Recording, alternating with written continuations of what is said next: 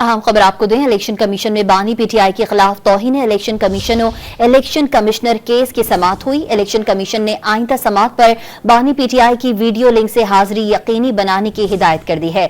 मजीद जानते हैं don news के नुमाइंदे इरफान सदुजई से। जी इरफान, बताइएगा समाअत का क्या अहवाल रहा?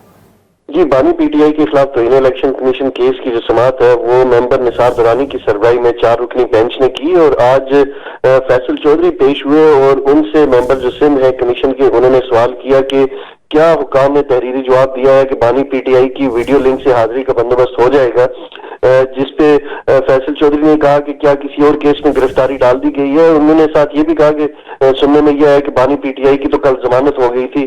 शवाहिद के फैसल चौधरी ने कहा कि शवाहिद रिकॉर्ड करने के लिए मुल्जिम की हाजिरी जरूरी होती है और आइंदा समाअत पर बानी पीटीआई की वीडियो लिंक से हाजिरी के हवाले से इलेक्शन कमीशन ने कहा कि हाजिरी जो है वो यकीनी बनाई जाए और इलेक्शन कमीशन आइंदा समाअत पर शवाहिद गवाहों के बयानात रिकॉर्ड करेगा। इसके बाद केस की जो समाअत है वो 17 दिसंबर तक मुलतवी कर दी गई। इरफान सदुजई अपडेट कर रहे थे, आपका बहुत शुक्रिया।